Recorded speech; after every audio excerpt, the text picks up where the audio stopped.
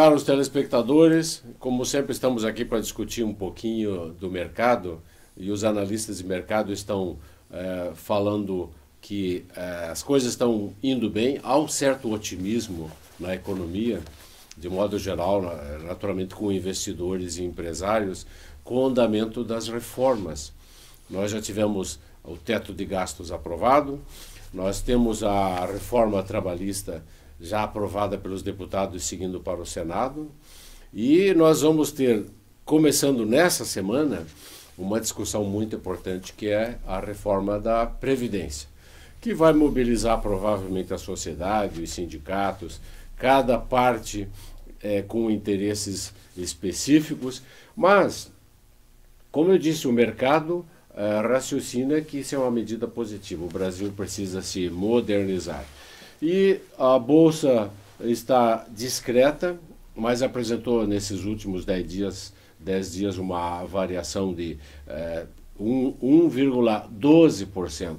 Aparentemente pequeno, mas uma variação positiva é sempre uma variação positiva. E o dólar está mais ou menos estacionado em 3,12, 3,15 e a última cotação é 3,18, o que significa uma pequena variação em relação a pouco mais de uma semana de 0,19%.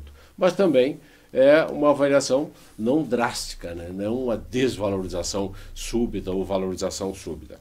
E uma coisa muito importante na economia que começa a se concretizar é o fato de que a exportação está se revelando realmente, e mais uma vez, como sempre, uma espécie de salvação do Brasil. A exportação é uma grande saída para o empresário e para a economia brasileira de um modo geral. Eu gostaria de entrevistar hoje aqui um amigo nosso, que é o professor Roberto Fonseca, que é mestre em administração e é pró-reitor acadêmico da Unifacvest, uma das entidades mais progressistas aqui da nossa região. Eu gostaria de perguntar inicialmente, alguns dizem, professor Roberto, que os problemas todos do país podem se resolver com mais educação. Então eu queria lhe perguntar isso, como fazer isso? Pagando mais salários como querem os sindicatos? Bom dia. Bom dia aos telespectadores. Para nós é uma honra estar aqui presente nessa conversa que vamos ter, né, sobre educação. E nós entendemos que a educação é um ponto fundamental para quem deseja uma melhor condição de vida. Veja bem, a educação não garante melhores condições de vida, mas ele é o caminho para isso, né? Infelizmente, o nosso país ainda carece de graduados, de mestres, de doutores capazes de promover o desenvolvimento da região, o desenvolvimento do país. É verdade, mas como querem alguns, professor Alberto, quando dizem que basta aumentar salários e a educação melhoraria. O senhor concorda com esse raciocínio muito simplista, na minha opinião? Veja bem, nós somos um país bastante carente em termos de educação. Nós sabemos a qualidade de ensino que nós temos na educação básica e também sabemos a dificuldade que é para a maioria da população ter acesso ao ensino superior. É claro que o ensino superior, infelizmente, ainda é restrito, pelo menos o ensino público, ainda é bastante restrito. O ingresso de alunos no ensino superior nas universidades federais, nos institutos federais, ainda é muito abaixo do que deveria ser. Por essa razão, predomina no mercado a presença das universidades privadas. E para que ele tenha acesso às universidades privadas, obviamente, ele precisa ter alguma renda, infelizmente, né? Nós já tivemos no passado recente um incentivo muito grande em relação ao ProUni, em relação ao FIES, que é o financiamento estudantil, o que possibilitou que mais pessoas tivessem acesso ao ensino superior. Mas o que se vislumbra no curto e médio prazo é que esses programas devem diminuir, ou pelo menos a sua extensão deve ser restringida. O que significa dizer que, efetivamente, aqueles que terão o acesso ao ensino superior terão que, de alguma forma, ter uma renda, não é?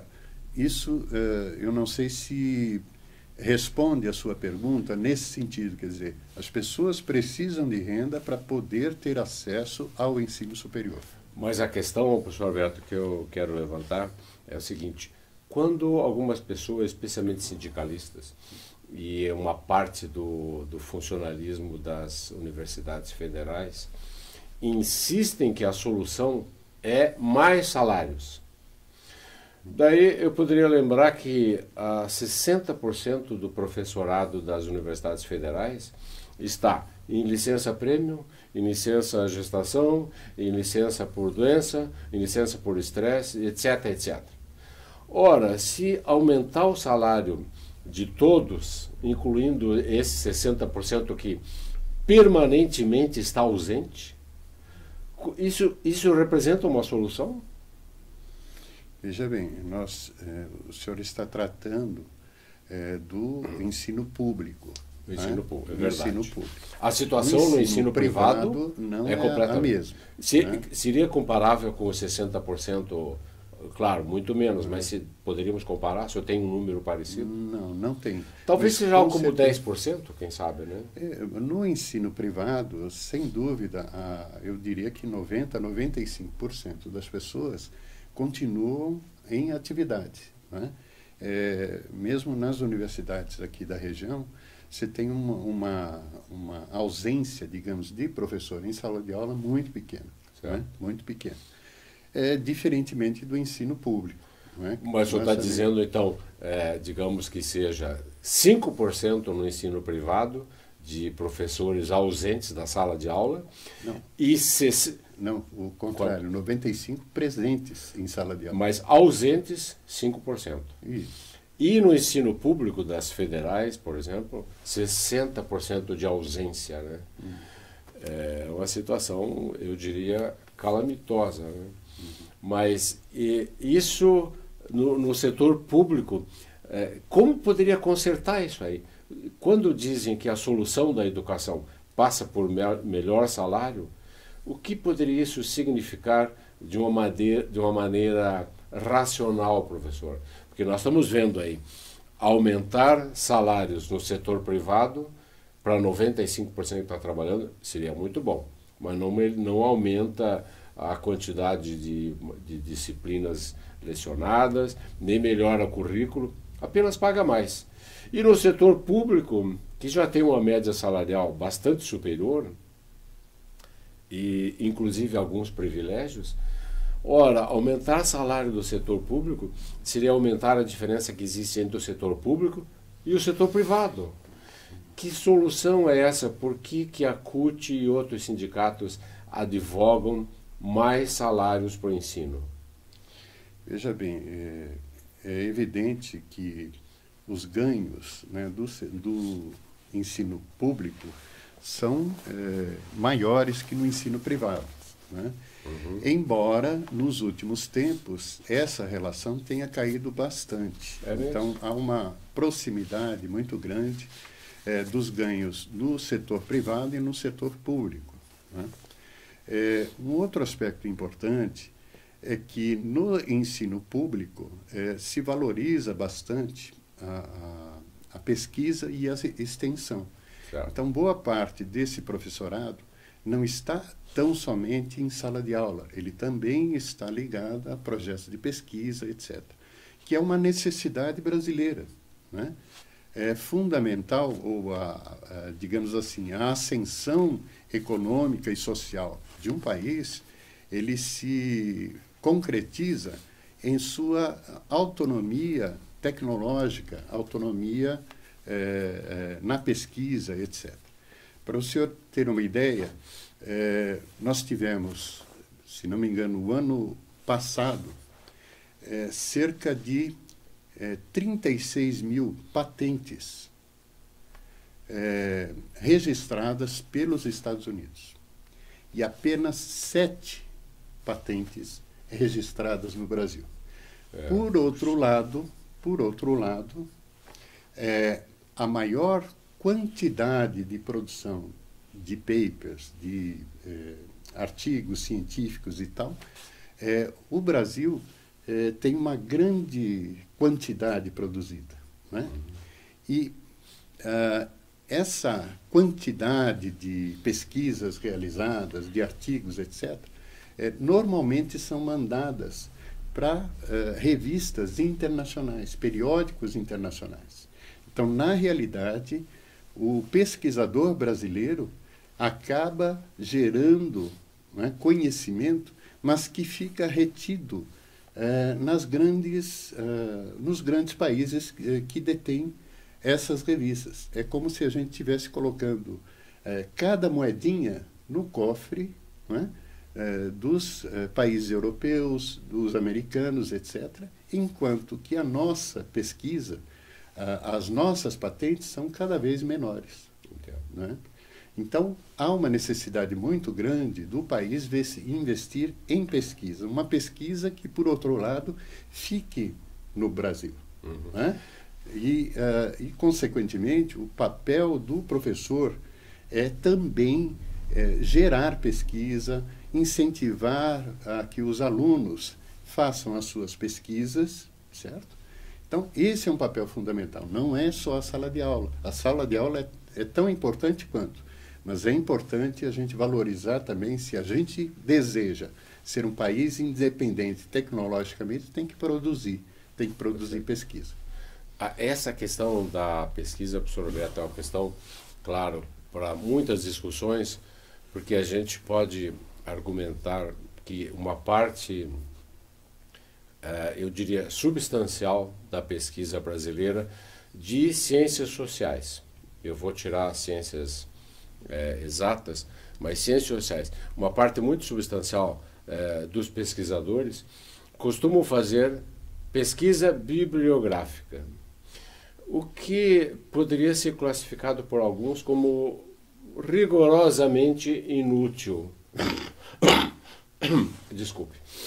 Essa pesquisa bibliográfica, na verdade, ela produz mais papel. E ela frequentemente apresenta muito pouca coisa de originalidade. O senhor acha que essa crítica procede em relação à pesquisa universitária na área de ciências sociais aqui no Brasil? Sem dúvida, né? Nós temos uma dificuldade imensa de produzir pesquisas novas, originais, né? Boa parte dos nossos pesquisadores ainda se atém a pesquisas bibliográficas, que, como você disse, muitas vezes é chover no molhado, certo? É fazer uma discussão entre intelectuais sobre uma determinada questão. O que falta, de fato, é que os nossos pesquisadores vão mais a campo, ou seja, busquem fazer as suas pesquisas ligadas às comunidades, né? Nós temos, não só no Brasil, mas, por exemplo, na América Latina, existem vários pesquisadores em vários dos países, porém essas pesquisas, elas ficam muito restritas. Muitas vezes, quando o aluno entra na graduação, o primeiro contato que ele tem é exatamente com uma literatura, uma bibliografia europeia, americana, né? E a literatura latino-americana simplesmente é desprezada. Tanto é que não há uma valorização significativa dos pesquisadores brasileiros, dos pesquisadores argentinos, dos pesquisadores mexicanos e assim por diante, né?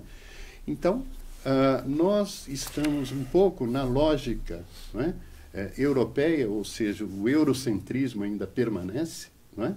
E esquecemos que aqui do nosso lado, né, existem produções, existem vários campos de pesquisa a serem realizados e que não são feitos. Por quê? Porque a forma de se conduzir a educação é uma forma de condução à visão europeia do mundo. Né? E o mundo é muito mais que a Europa. A gente poderia talvez argumentar ou contra-argumentar, professor Beto, que em grande parte das universidades, especialmente as federais, existe um ponto de vista nitidamente de esquerda. O que eu não vejo nenhum problema, dando minha opinião. Mas quando ele é predominantemente de esquerda, a ponto, por exemplo, de esquecer a teoria restante, e falando, por exemplo, na área de economia, eu não vejo sentido, agora estou dando minha opinião, quando uma universidade, e isso é bastante comum, privilegia o conhecimento marxista, por exemplo, em detrimento do que nós chamamos de mainstream, que é o principal conduto da ciência econômica, não está no marxismo. Ele está, uma ciência que está em evolução e que existem algumas correntes, mas ela vem de Keynes, digamos, por exemplo, vem dos clássicos e vem de Keynes. Essa corrente, ela é majoritária, mas não no Brasil. E eu posso talvez arriscar que em algumas áreas da América Latina também, e é compreensível isso, eu entendo por que isso aí, mas do ponto de vista especificamente teórico, o senhor acha que isso é correto ou deveríamos fazer uma mudança para benefício da teoria, digamos, econômica? Olha, eu não sou muito afeito à área econômica, então eu vou me arriscar um pouco a dar um Mas nós estamos falando aqui. de teoria, estamos falando de teoria. Eu entendo o seguinte, professor, a visão marxista é uma visão crítica em relação à economia, né, ao capitalismo.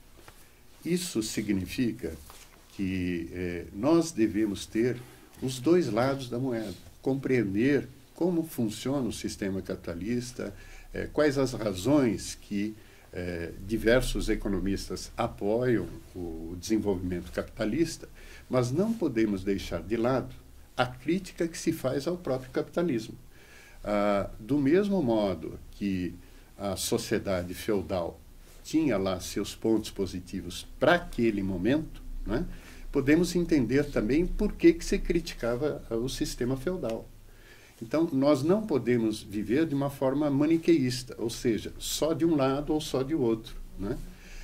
Eu entendo que a universidade brasileira, especialmente as universidades públicas, tem um foco maior nessa crítica que se faz ao capitalismo, e não tanto marxista.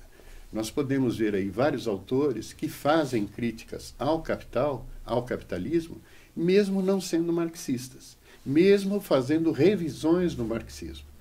Mas, ao mesmo tempo, nós precisamos desses pesquisadores que têm uma visão mais de esquerda, mais crítica em relação ao capital. Por quê? Porque é através dessa dicotomia, né, eu não diria de esquerda e direita, mas visões de mundo que estão em jogo, elas são essenciais para que a gente possa superar momentos, seja no capitalismo, ou seja na projeção de uma outra sociedade como o socialismo.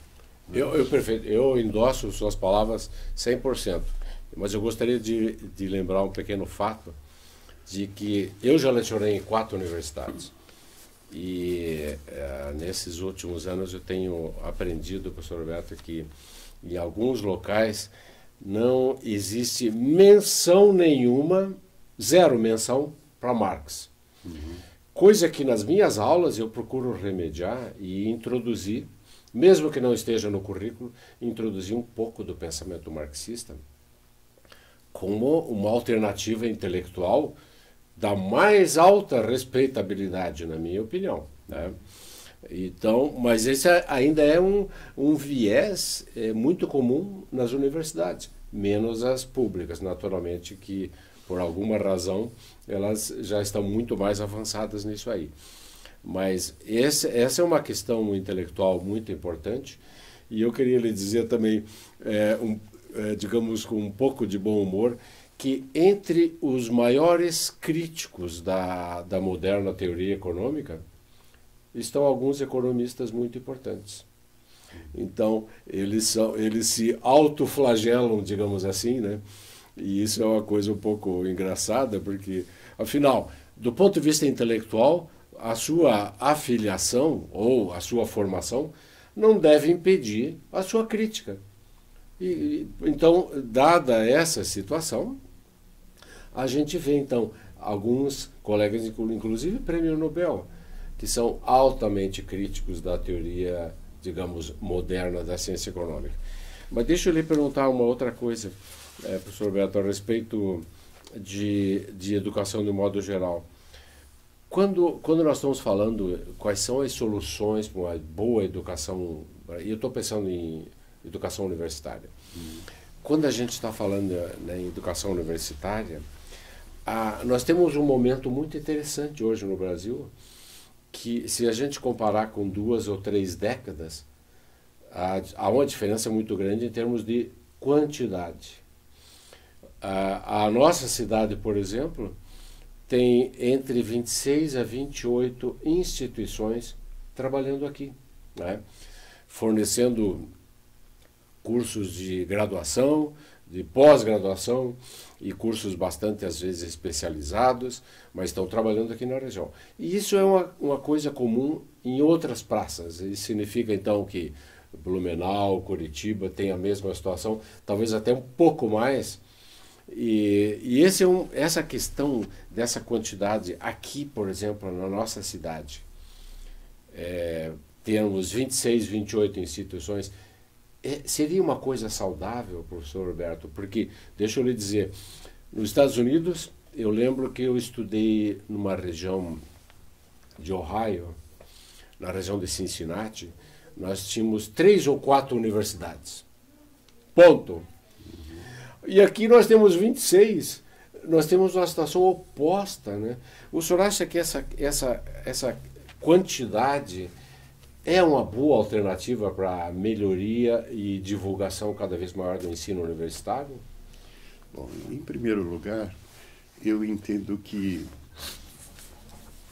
o desenvolvimento brasileiro, o desenvolvimento da sociedade passa pela educação, especialmente pela educação superior.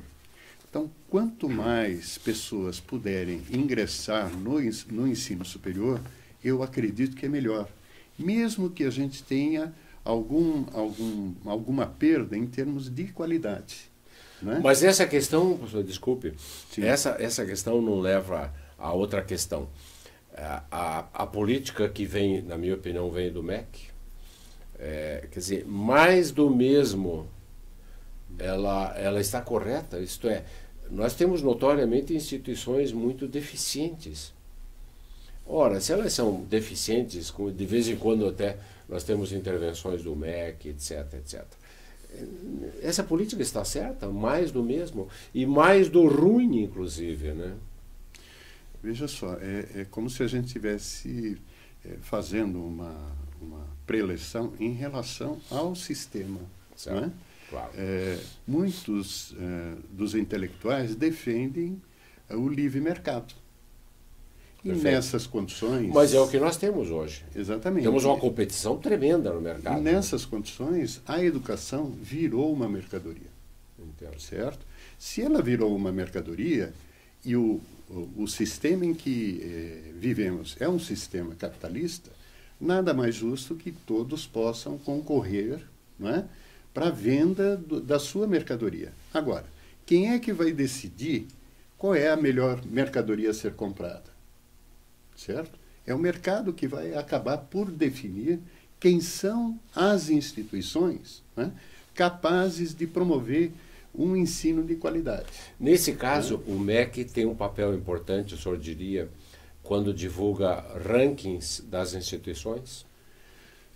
Na verdade, o MEC ele não quer essa pecha de estar divulgando um ranking, né? Embora nós sabemos que é só ter acesso à listagem das instituições, às suas notas, facilmente você estabelece um ranking. Claro. Né? Como a nossa instituição também, né? Com base nos dados apresentados pelo MEC, né? nós buscamos saber qual foi a nossa colocação no último ano. Mas todos fazem isso, professor, né? Todos fazem, claro. todos fazem. Agora, alguns escondem a informação, por quê? Porque estão no nível de ranking muito baixo, porque se estivessem lá em cima, estariam fazendo a divulgação disso. Perfeito. Certo? Perfeito. Posso dizer ao senhor que hoje a instituição, o centro universitário, que melhor ou segundo colocado em nível nacional é a Unifavest. Certo? Como é que a gente apurou isso? Através dos relatórios produzidos pelo MEC. Pelo MEC. Certo? Agora, por que outras instituições não divulgam a sua posição no ranking? Aí teria que perguntar para elas por que elas não fazem isso. Agora, o que a gente está buscando? Um diferencial de mercado, qualidade de ensino. Isso é fundamental, porque é isso que vai determinar se os nossos alunos terão mais espaço no mercado de trabalho ou não. Claro. Certo?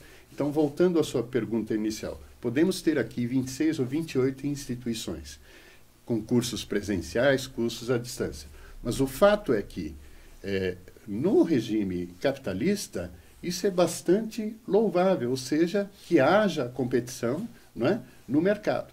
E quem é que vai se destacar? Exatamente aqueles que oferecem ensino de qualidade. É o caso da Unifavest. Mas para contra-argumentar, não é exatamente a minha intenção, mas lhe falando, como eu mencionei, o estado de Ohio, nos Estados Unidos, que tem menos de meia dúzia de instituições em regiões grandes e ricas. Tá? Por exemplo, a região de Cincinnati, que tem 3, talvez 4 instituições, ela tem 2 milhões de habitantes. Nesse caso, esse modelo americano que produz o melhor ensino universitário do mundo, esse modelo americano estaria correto e nós estaríamos errados? Ou qual seria o modelo, então, professor Alberto? Olha, eu diria o seguinte, quanto mais, melhor.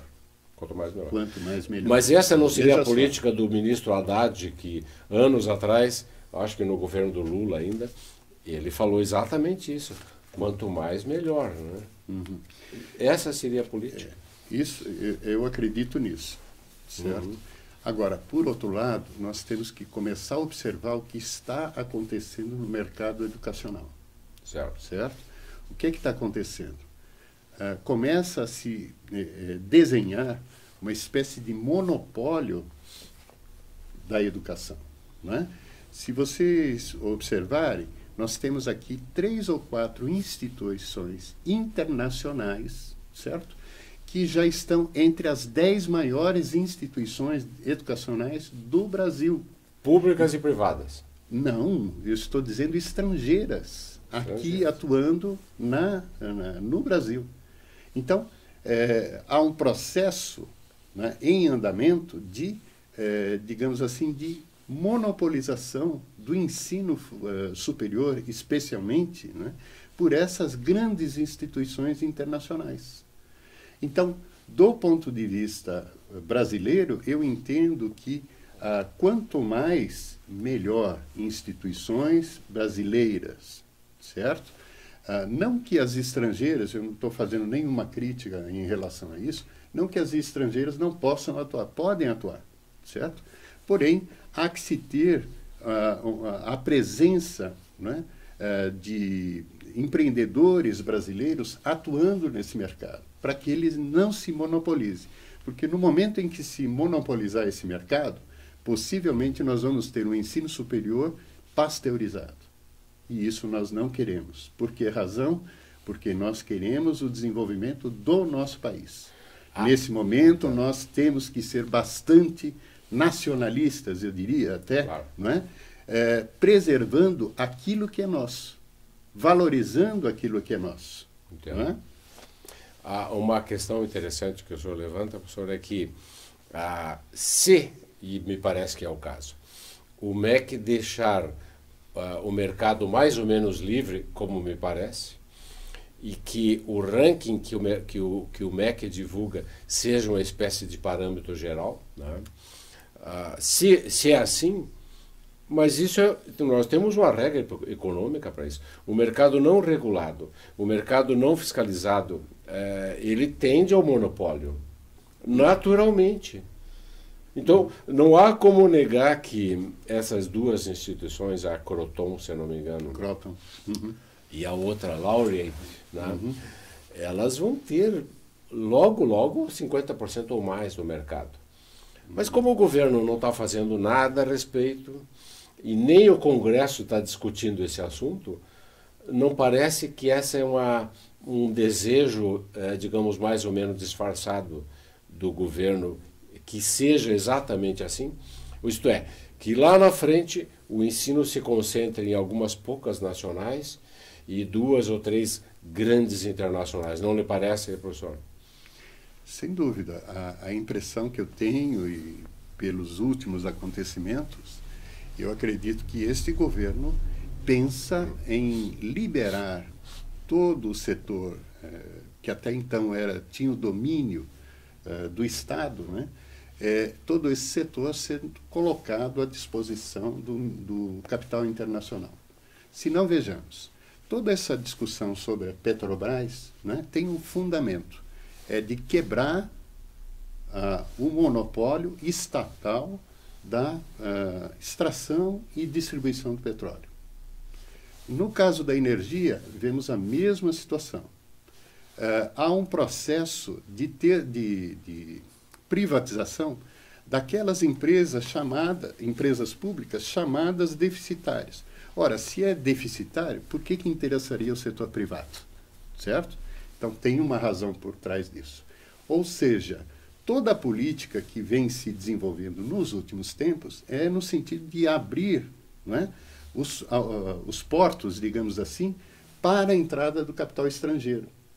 Tanto é verdade que, muito recentemente, a gente viu, né, no setor aeroportuário, né, a cessão ou a abertura para o capital estrangeiro. Perfeito. Certo?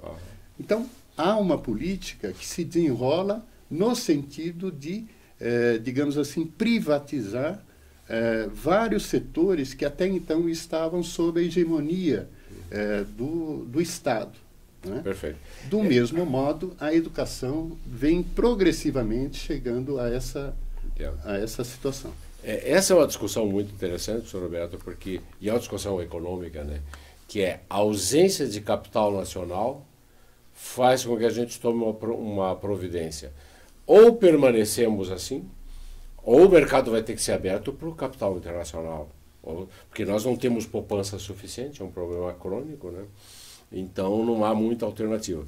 Mas, professor Roberto, deixa eu lhe dizer que o nosso tempo está chegando ao fim. Eu queria lhe fazer uma última pergunta e, por favor, responda mais ou menos rápido, com poucas palavras. O currículo unificado, que é uma decisão recente, estranhamente com muita controvérsia e depois nenhuma controvérsia, ele poderia ser uma solução para as universidades hoje? Olha, sinceramente, eu acredito que não. Não? Por quê, professor?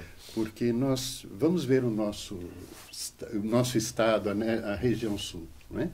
Tem características próprias que um currículo unificado não abarcaria. Do mesmo modo que o Nordeste, o Sudeste, o Centro-Oeste têm suas peculiaridades, né, que não estariam contemplados num currículo unificado. O que eu gostaria muito de discutir é assim, qual é a base mínima, certo? O nosso aluno ele precisa ter uma base tecnológica, especialmente matemática, cálculo, língua portuguesa, mas, além disso, o que é que a gente pode propor ao nosso aluno? Pensando o seguinte, não estamos aqui, a universidade não foi feita para criar técnicos. Ela foi, além disso, para criar cidadãos. Né? Cidadãos conscientes do seu papel na sociedade. Entendo. Então, a sua técnica tem que estar a favor da sociedade. E, por isso, ele precisa ter uma educação social, não apenas técnica. O mercado se rebela contra isso, né? Porque o mercado acha que não é o caso de educar cidadãos, é o caso de educar trabalhadores. Mas são dois pontos de vista e são provavelmente duas discussões futuras, professor Roberto. Eu queria lhe agradecer por vir conversar com a gente aqui. E essas discussões sempre são muito oportunas, sempre são muito importantes.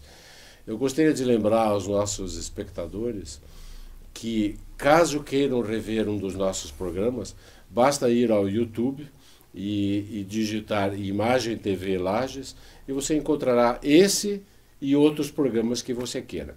E estaremos aqui certamente na próxima semana. Até lá, meus amigos.